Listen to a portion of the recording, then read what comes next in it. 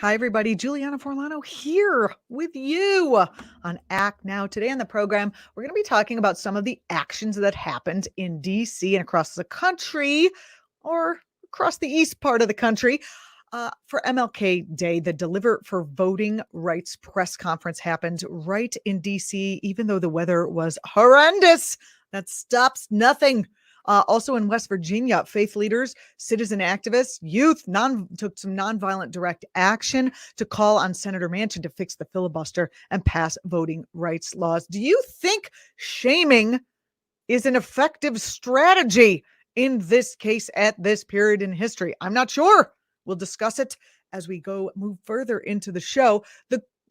And then, as promised by the title of the show, the co-opting and corporatization of MLK Day. How many years before the holiday and the Day of Remembrance loses its meaning completely and becomes another excuse for a white sale? Pardon the pun. We're going to be talking about all that and more. Stay tuned.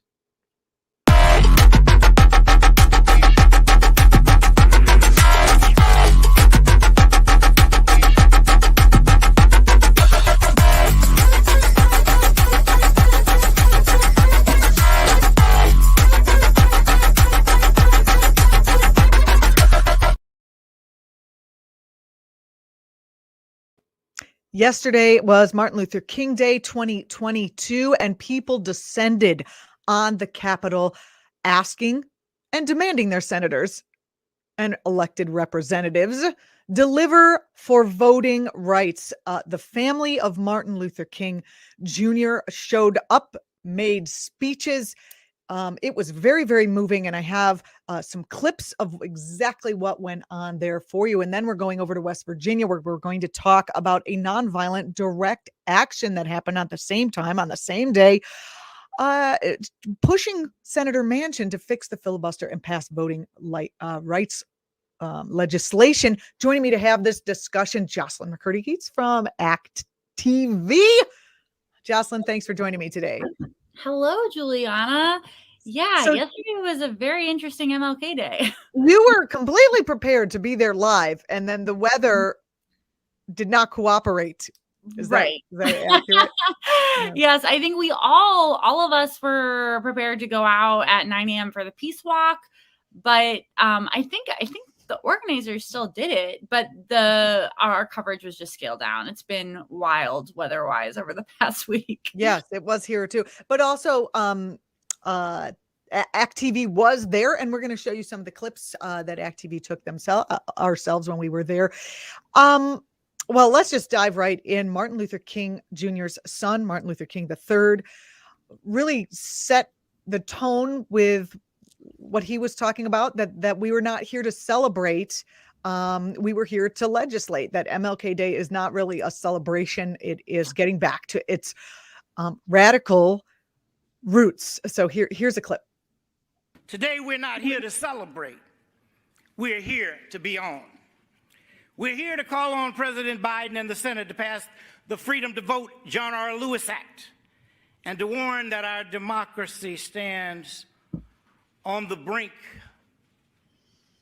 of serious trouble without these bills.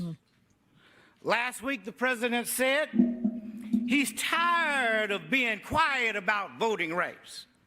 Well, we're tired of being patient. Since January 6, 2021, when the insurrectionists attacked our Capitol, 19 legislatures have passed 34 laws clawing back voting rights for their citizens. In states like my home state, where new laws, I should say of Georgia, are designed to confuse voters so they don't know where to go. They kick people off the voter rolls so they show up to vote and find out they're not registered. They close polling stations and limit voting hours so working parents and folks without access to transportation can't get there in time. These laws are being passed with knife-like precision to cut black and brown voters out of the process. And they're exactly what the Voting Rights Act once protected against.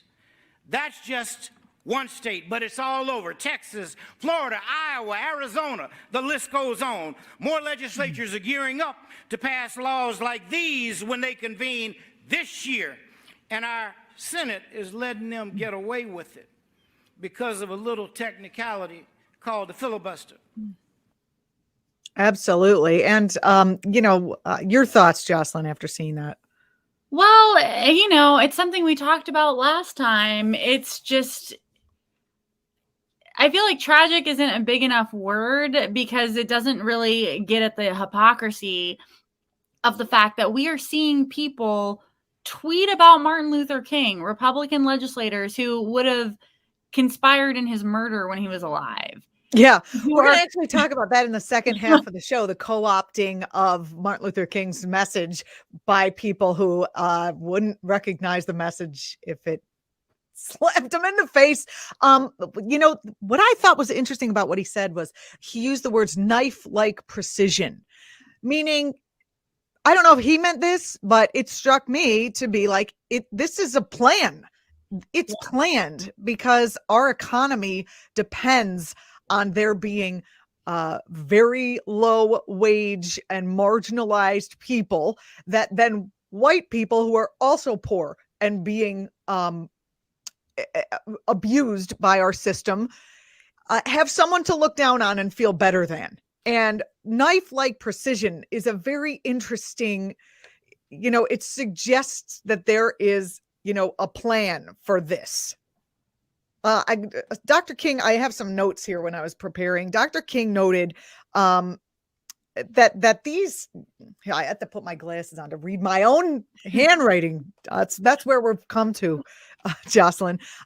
So removing the right to vote from Black people, King noted, well, he said Black Southerners, actually laid the groundwork for laws that then further advantage poor people across or disadvantage poor people across racial lines. I just thought that was, that was really interesting when he said knife-like precision. It was like they're doing this on purpose so that they can subjugate not just Black people, but all poor people and workers in this country. Well, and that's the thing that Reverend Dr. Martin Luther King was very passionately on top of. It's I think of it as like the anti-poverty organizing era. It wasn't, it's so funny because we talked about this last show. Dr. King is remembered as this peace and love sort of figure, but that's not like true Jesus. At all. Same thing. They did the same thing with Jesus. Oh, he's just all peace and love. He was like tossing tables over, making trouble. And was incredibly critical of class hierarchies, which create race and create racism. Exactly. It would be very simple to be like, oh, we should just all love each other, except that's not, it was really not about any kind of sentimental issue, either surplus or lack thereof. It's about a class system, which allows a very small number of people to have power. And that's still what it's about. How do we, given what's happened today in our dialogue, in our academic institutions of study, in our Twitter sphere, how do we, it almost seems like you can't really discuss that the issue is not actually race specific, but it's a class issue. You get called like a classist. Bernie Sanders was crucified for, not taking race as seriously as he should have. I'm not saying racism is a massive issue here in our country, but I'm reading and I'm looking into what Dr. King said. And the whole time he was really, he had been talking about the class structure, and class transcends race. How do we do that now? How do we talk about that without getting, destroyed by the lefter than left? It's interesting, right? Because I think that, it is important to talk about race, right? But it's also important to talk about who race serves and who racism is actually serving. And it's very rarely, something that the disempowered people came up with on their own. We tend to, in this country, think of racists as poor white people, which of course those people are racist. And of course those people, not all of them, but right. But the ones who are, right? The ones who are should be absolutely held accountable. But the bigots to be the most afraid of are the ones who profit from the creation of bigotry, who are able to consolidate capital and pit the different marginalized communities against one another. That's always been the case. That's the whole history of colonialism that Dr. King wrote and spent his life organizing against.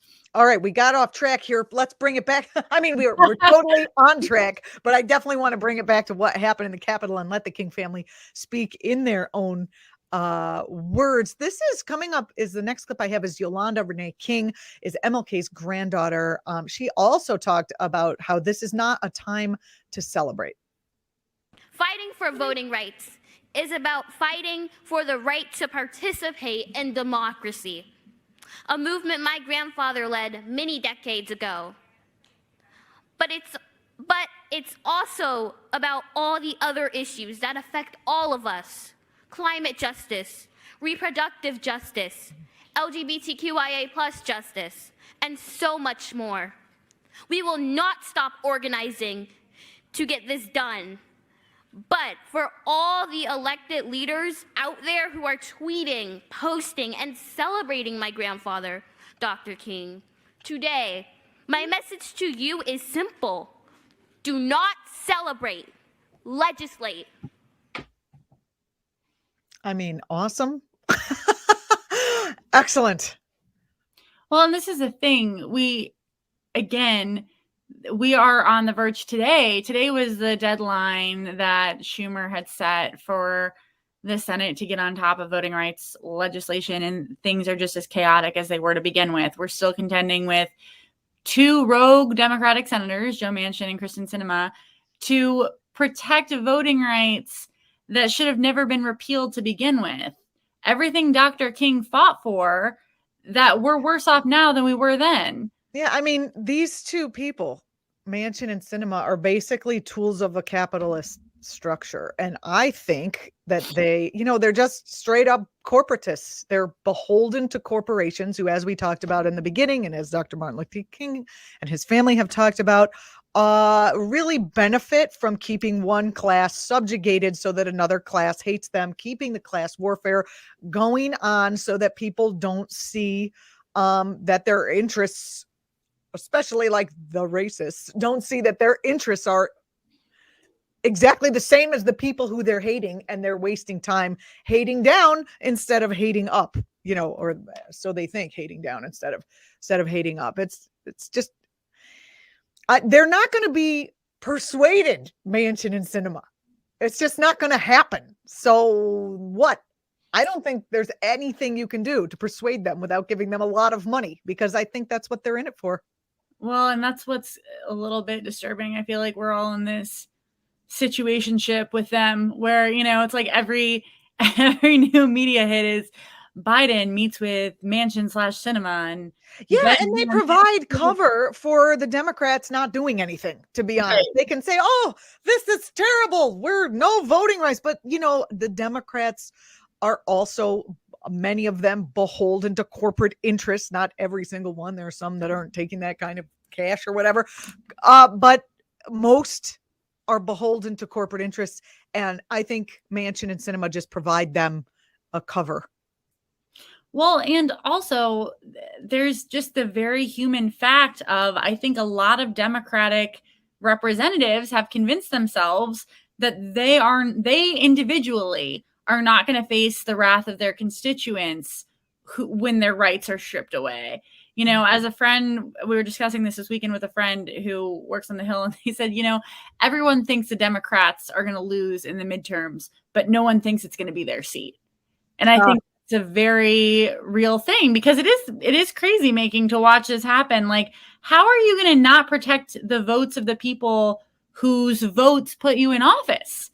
Isn't there a certain amount of self-interest there? You would think? I don't know. I really think they're all trying to get on that spaceship to Mars because this planet is going down. And so they don't care. They're not playing a long game. I don't know. It's the only explanation, as crazy as it seems, that actually seems like they're not playing a long game, or there has to be something, I don't know, to do something what Dr. Martin Luther King did in the past, and to really be a a person of true deep integrity. I don't know if we have room in our elected system for that. We've got Bernie, and still people complain. It's not, there's nobody's perfect, obviously. None of them were perfect, but still, it's just like, it seems with this corporate structure that we're stuck. Yolanda Renee King also spoke a little bit more about, and I have another clip from her speech. Today in 2022, the right to vote is under attack as our elected leaders try to silence our voices. At just 13, I have fewer voting rights than I did the day that I was born. That's why my family has spent this Martin Luther King Jr. weekend mobilizing, first in Phoenix and now in Washington, to demand the President and Senate get voting rights legislation done. Our rights are on the line. And while I, like many of you, am not old enough to vote, this fight is personal for me. It's our future these elected leaders are deciding. It's our voices they are trying to silence because they know our voices are powerful. They may tell us hundreds of times that we're too young to understand, but those who try to undermine our power do so because they know young people will not stand down in the face of injustice. The Senate must do the right thing when this legislation comes to a vote tomorrow. Senator Sinema, Senator Manchin, our future hinges on your decision, and history will remember what choice you make. Yeah, that's wonderful. I meant to actually play that one first and then to roll into the second piece where she talked about the intersection between climate change and voting rights, between LGBTQ rights and the rest, and voting rights and all these other areas, and how voting rights are imperative and at the base level of what's important here, to across the spectrum of issue and advocacy areas.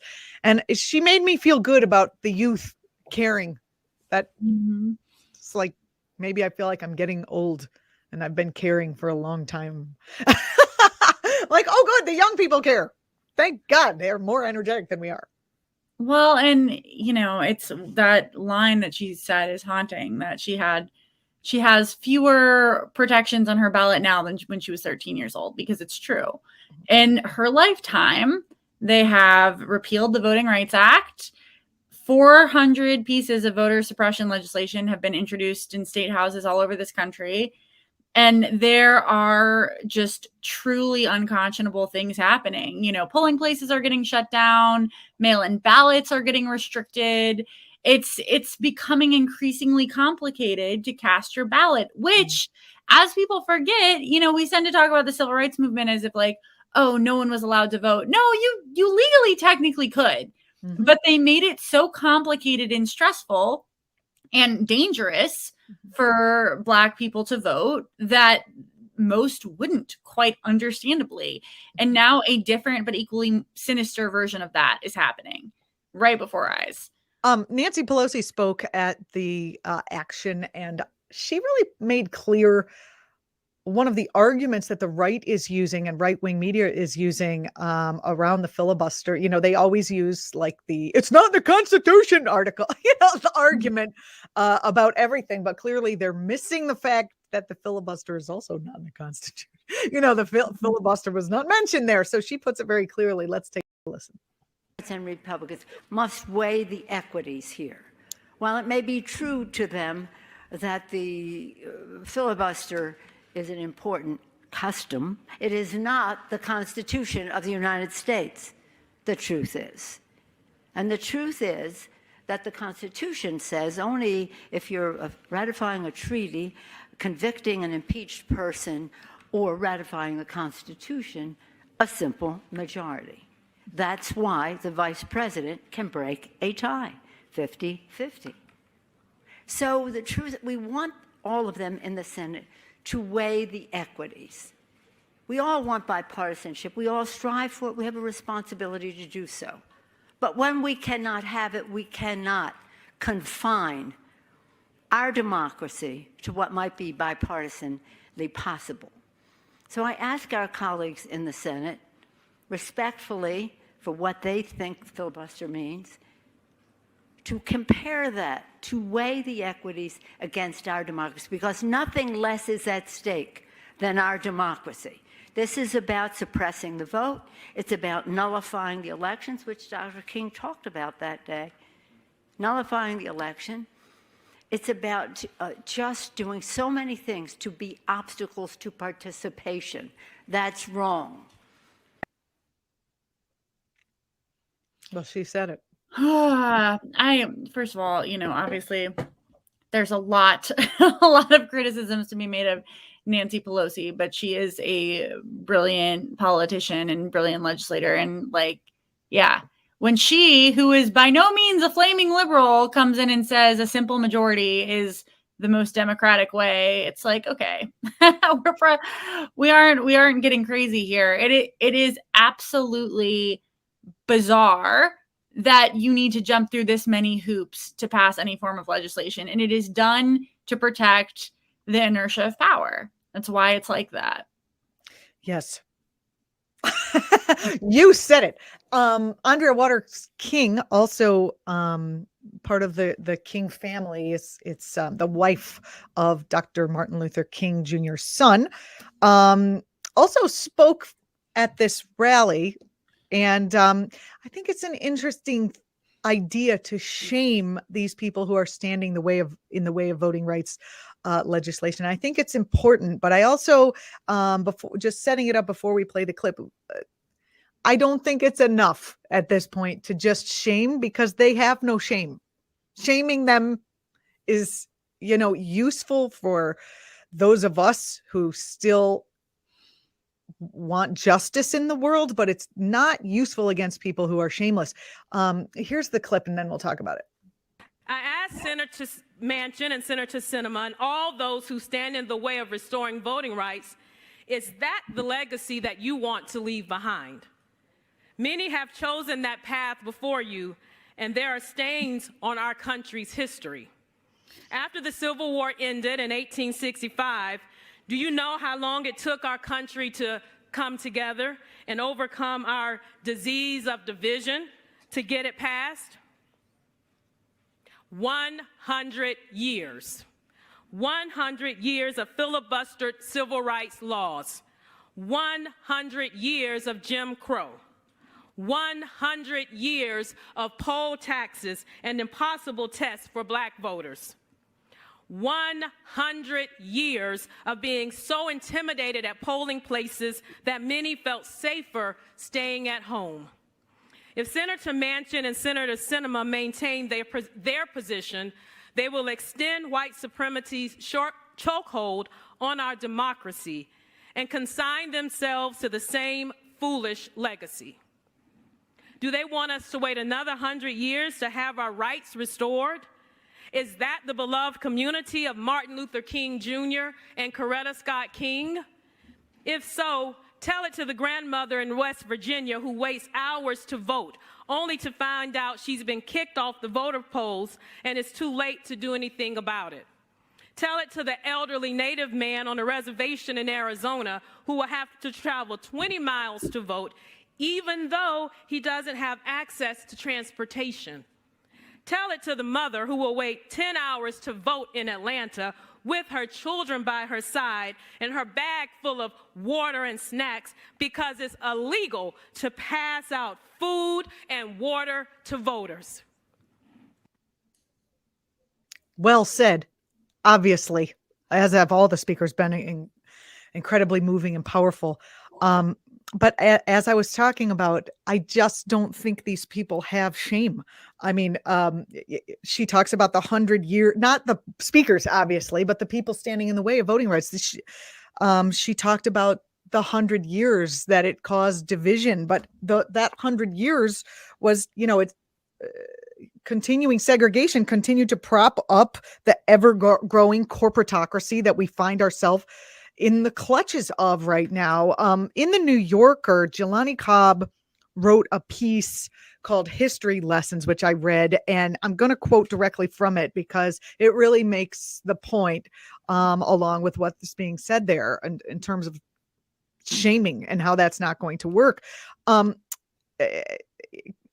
Dr. King said that the racial segregation had begun not simply as an expression of white supremacy, but as a political stratagem employed by the emerging bourbon interests in the South to keep the Southern masses divided and Southern labor the cheapest in the land. The so-called split labor market theory held that by creating a hyper-exploited class of Black people, white elites could hold down the wages of white workers. And so racism didn't just injure Black people, its immediate object. It took a toll on white laborers as well. The fact that this is a political strategy, they're not going to be shamed out of a political strategy. People who vote for them might see them as shameful figures and then perhaps not vote for them.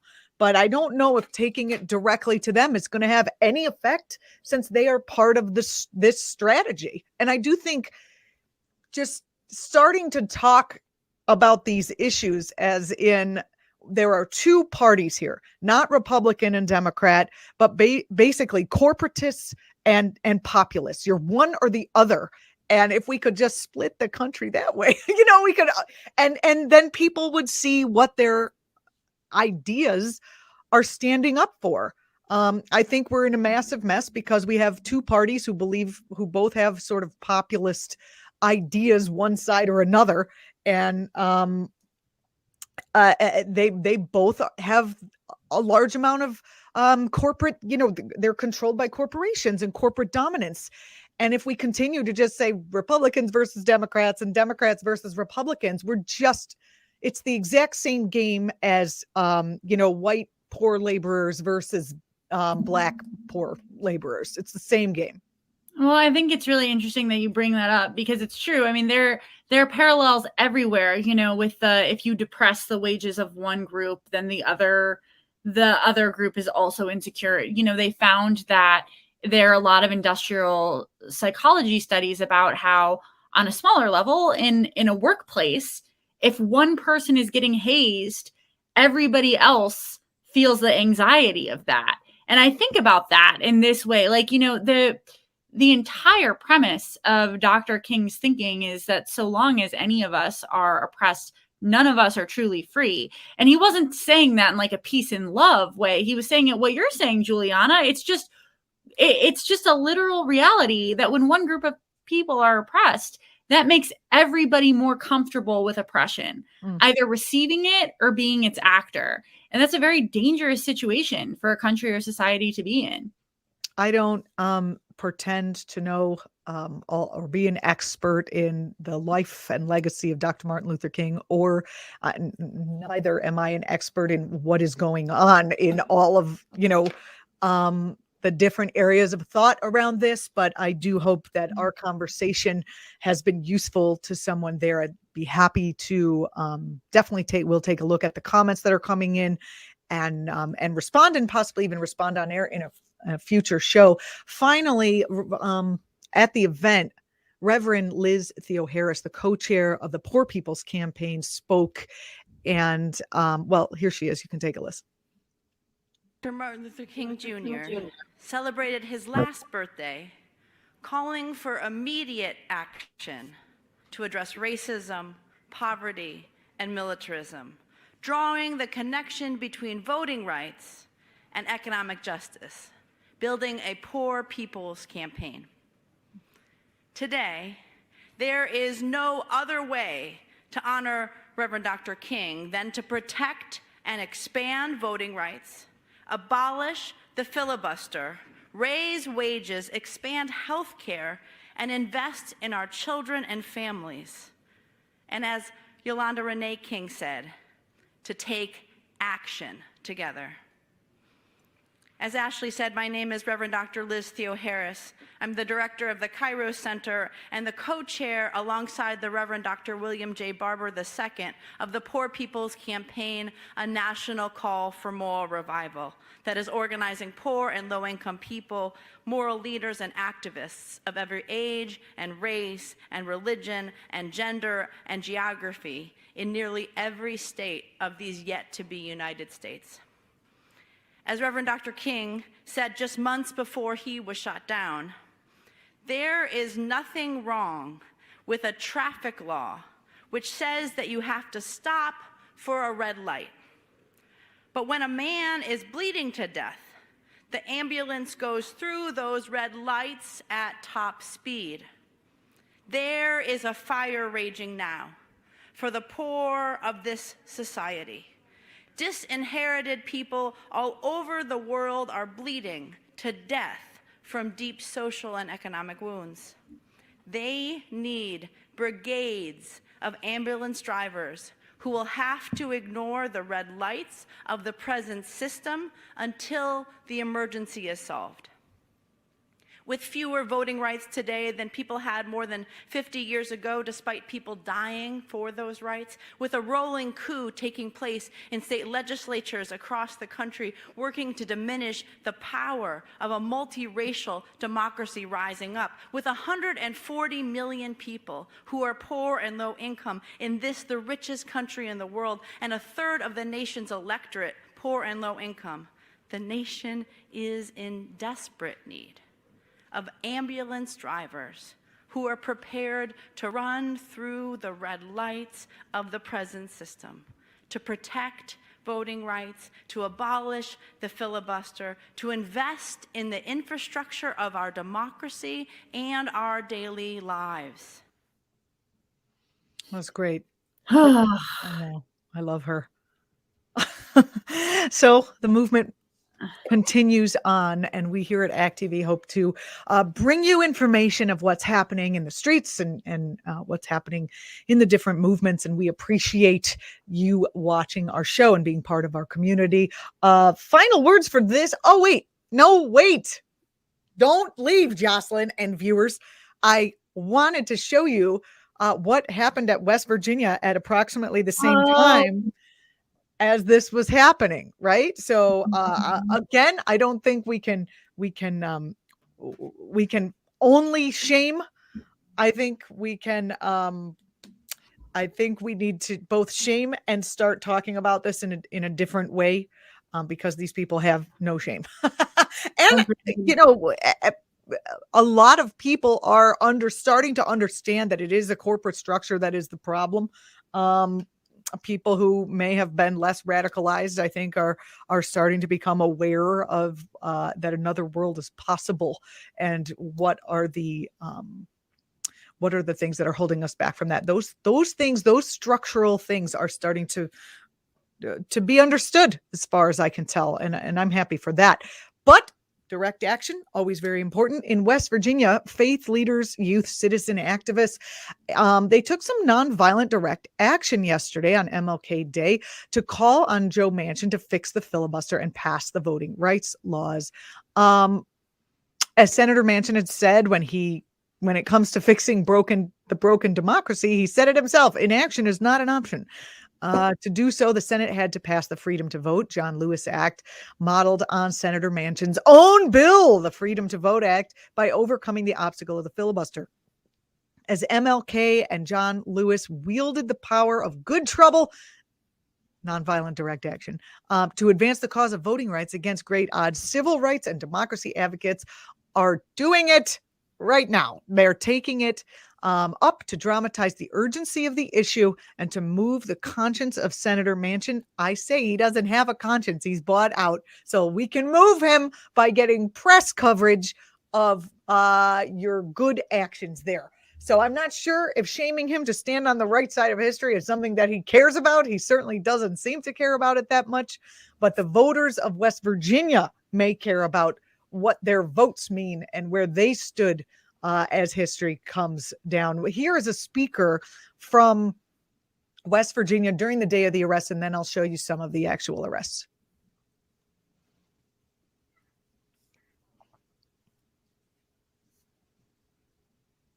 Uh-oh. We got a pause in the video system. I can see Giancarlo in the background poking to find the one. That's okay. We can move on, right? And then should we come back? Do we have trouble? Come back, right? We might have trouble. Did you follow this? I did. So I was doing back end production stuff for this one, and it was a really interesting action. So these were West Virginia activists who were getting arrested, calling upon Joe Manchin to serve his constituents and not his corporate donors. Yeah. Yes. I see something popping in here. Give me a thumbs up if you're with me, Giancarlo. And if not, it's okay. You are? You're the best. The man fixes everything from behind the scenes. He's our producer. All right, here is, let's go with the speaker first before the arrest, Giancarlo.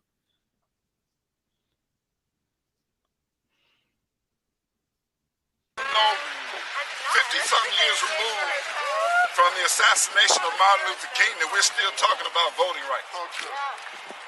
It's a problem, and it is an indictment of the problem that's still in this country, that people who they want to keep the power from, they'll go any measures whatsoever to keep our rights from us. We found that out this time last year, January 6th. That's right.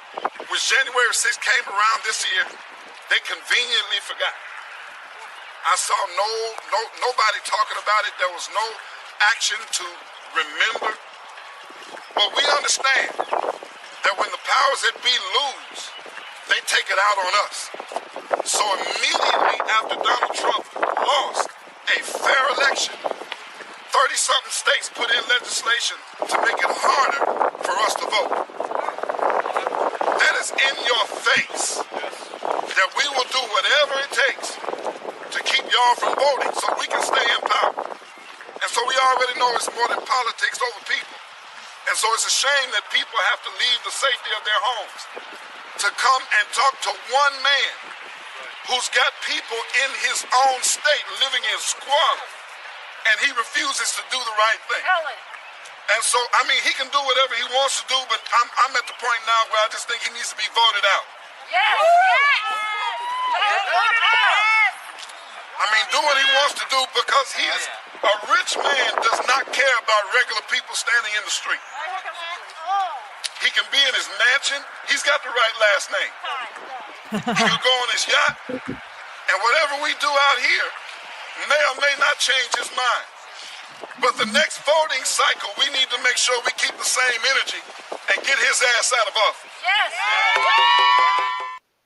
Well said. Jocelyn, do you see, I know you're covering the those are the people getting arrested. Well, we'll go to that and then I'll ask you my question. So you can play it, Giancarlo.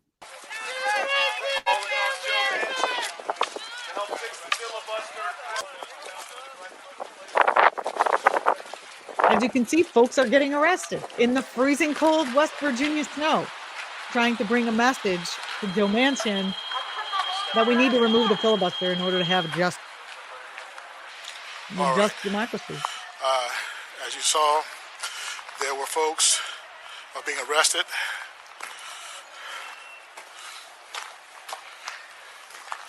There were folks that was arrested for protesting today to end the filibuster for actually the director was Joe Manchin, Senator Manchin, and that was it. Again, you all take care.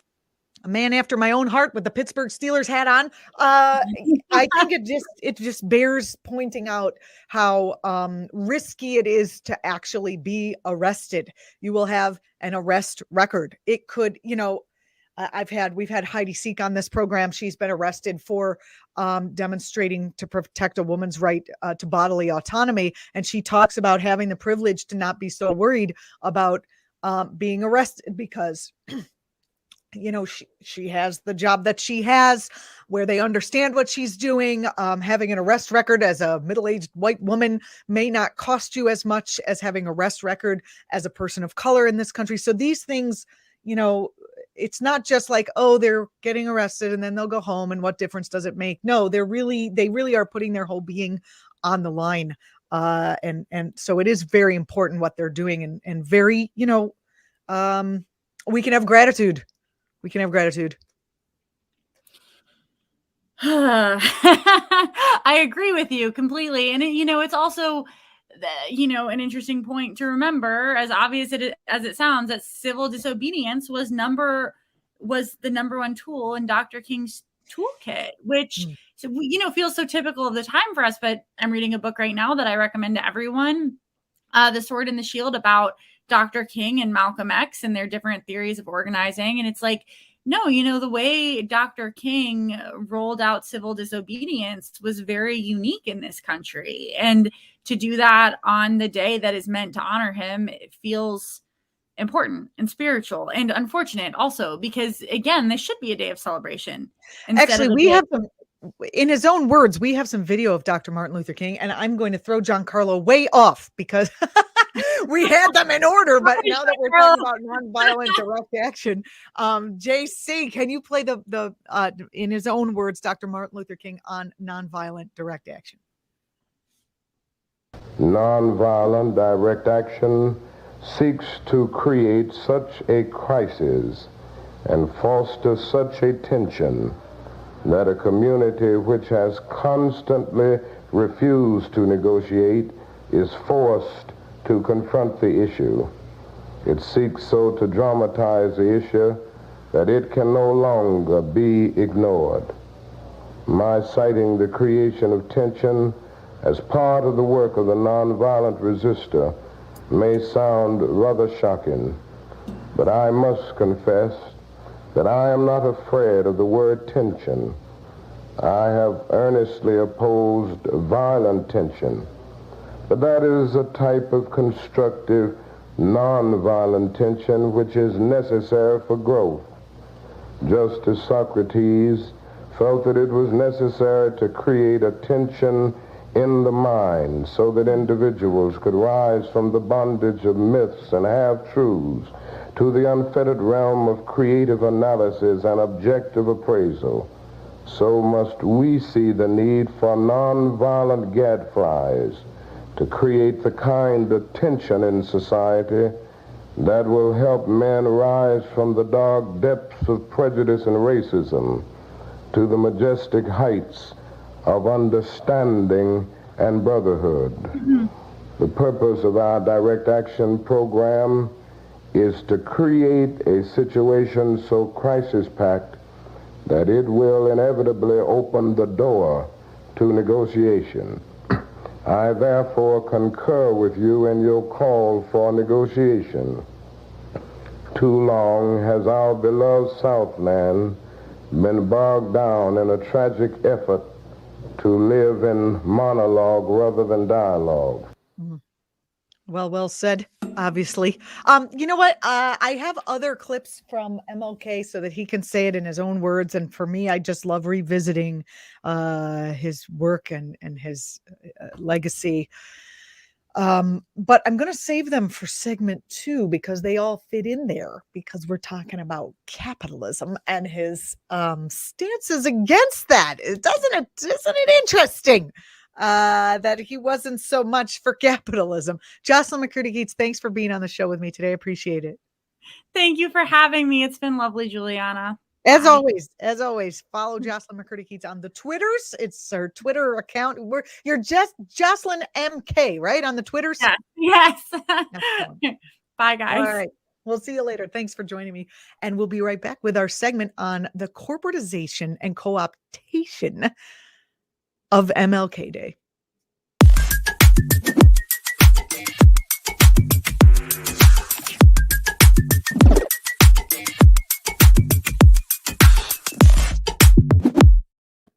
All right. So we've been talking about Martin Luther King Day. The Martin Luther King holiday just ended yesterday.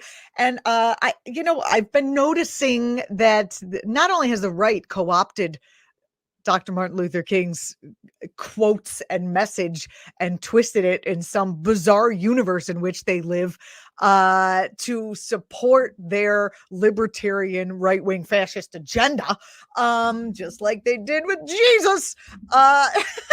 The powers of corporatism are also, the corporations themselves are also taking on Dr. King's message. a couple of years ago during the Super Bowl, Dodge, there was an ad for Dodge, the cars. It got a lot of criticism, and it used a sermon by MLK to sell trucks, which of course, that's what he was always talking about. The arc of justice bends toward Dodge Rams. Anyway, the ad featured a section of King's speech, the drum major instinct sermon that he delivered on February 4th in 1968. And it was put over these patriotic American images, military stuff, and also images of service jobs like teachers and firefighters. I have the ad. Let's take a look. Get ready for horror.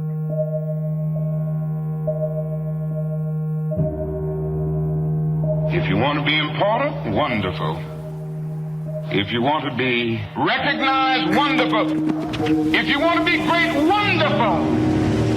But recognize that he who is greatest among you shall be your servant. That's a new definition of greatness. By giving that definition of greatness, it means that everybody can be great. You don't have to know about Plato and Aristotle to serve. You don't have to know the theory of relativity to serve. You don't have to know the second theory of thermodynamics in physics to serve. You only need a heart full of grace. Soul generated by love. Damn, those Madison Avenue bastards really know how to make a commercial to sell you something. Clearly, the Dodge Ram is not, they're not pointing it. Their major consumer base is the working class. And I mean, using a speech by Martin Luther King to sell a truck, I just can't even. But somebody overlaid that ad, the same exact ad, with what King actually said about capitalism and car commercials. So here it is. This is a good time. The presence of this instinct explains why we are so often taken by advertisers. You know, those gentlemen of massive verbal persuasion. And they have a way of saying things to you that kind of gets you in the bind. In order to be a man of distinction, you must drink this whiskey. In order to make your neighbors envious, you must drive this type of car. In order to be lovely to love, you must wear this kind of lipstick or this kind of perfume. And you know, before you know it, you're just buying that stuff. And I've got to drive this car because it's something about this car that makes my car a little better than my neighbor's car. And I am sad to say that the nation in which we live is the supreme culprit. And I'm going to continue to say it to America.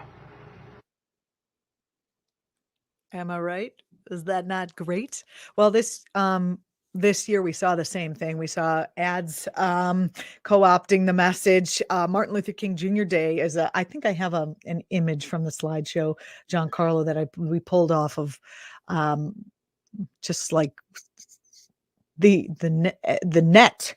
There's a lot, 17 best MLK Day weekend sales for 2021. These stores are having Martin Luther King Jr. Day sales. Isn't that interesting? I mean, okay, so the weekend is the first 3-day weekend holiday of the year. And retailers tend to throw sales on 3-day weekends because shopping. Yeah, but MLK weekend, I mean, it's not known in retail as a major shopping event compared to other long weekends like Memorial Day or Labor Day. And I just wanted to point, and I pulled that right out of this article, that it's not known as a major shopping event compared to other long weekends such as Labor Day, Memorial Day. Let's just unpack that for a minute. Memorial Day is just a major shopping event now. That's what it is. You get a day off. Occasionally there's a parade and a wreath laying, and then you move on to shopping. It's the same with Thanksgiving. Thanksgiving is like gluttonous eating and then shopping and shopping and shopping. And, you know, MLK weekend is Labor Day. Labor Day is about fighting for the rights of workers. It's not just a day off that caps the one end of the summer. It's, it's been cheapened and destroyed and disgustingly pasted over by shopping, which is all you're supposed to do after 9/11 happens, and all you're supposed to do in order to celebrate the birth of Christ or whatever, it's pretty soon. MLK Day weekend will be another shopping weekend, unless we can keep the spirit alive, as these folks were doing that we just, that we just saw. I also saw some right-wing co-optation of Dr. King's message that I'd like to bring to you today. The right wing talks on Fox News and some of these other crazy towns. They talk about how King would have loved their share, their love of capitalism. Okay, so this is not accurate. Okay, this is what King said about capitalism, and I quote, "Something is wrong with capitalism. Maybe America must move toward a democratic socialism. We must develop programs that will drive the nation to the realization of the need for a guaranteed annual income for all," which is when's the last time you heard on Fox them quoting MLK with what is actually said, other than the one quote that they use over and over? Giancarlo, let's play the MLK in his own words segment. The first one, it's the Beyond Vietnam, but not the greatest purveyor of violence one. It was the one before that. Compassion is more than flinging a coin to a beggar. It comes to see that an edifice which produces beggars needs restructuring. A true revolution of values will soon look uneasily on the glaring contrast of poverty and wealth. With righteous indignation, it will look across the seas and see individual capitalists of the West investing huge sums of money in Asia, Africa, and South America, only to take the profits out with no concern for the social betterment of the countries and say, "This is not just." It will look at our alliance with the landed gentry of South America and say, "This is not just." The Western arrogance of feeling that it has everything to teach others and nothing to learn from them is not just. A true revolution of values will lay hand on the world order and say of war, "This way of settling differences is not just." This business of burning human beings with napalm, of filling our nation's homes with orphans and widows, of injecting poisonous drugs of hate into the veins of peoples normally humane, of sending men home from dark and bloody battlefields physically handicapped and psychologically deranged, cannot be reconciled with wisdom, justice, and love. A nation that continues year after year to spend more money on military defense than on programs of social uplift is approaching spiritual death. Oh, gosh. Leonard Pitts Jr. of the Detroit Free Press put out a piece today that I think everyone should go Google and take a look. The title is "Conservatives Attempt to Co-op MLK Fall Flat," where he outlines exactly how the conservatives think, and the opposite of what MLK is the opposite of what MLK thinks. He did that quote about something is wrong with capitalism. He also talks about how MLK would probably not be in line with condemning reparations and affirmative action. And then the quote he gives from MLK is a society that has done something special against the Negro for hundreds of years must now do something special for him in order to equip him to compete on a just and equal basis. And, the Fox News, they're always out there talking about how MLK would be on their side.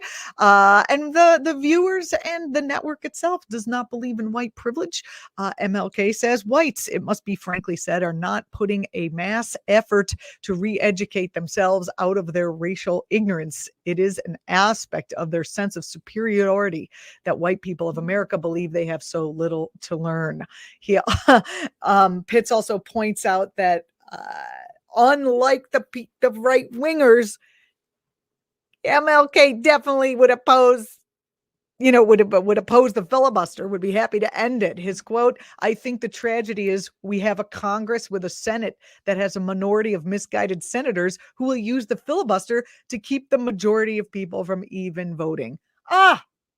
We are living through the same spiritual and same historical times that Dr. King lived through. And I hope that we can put up the same kind of fight as a group, as a nation, that the people of his time were able to do.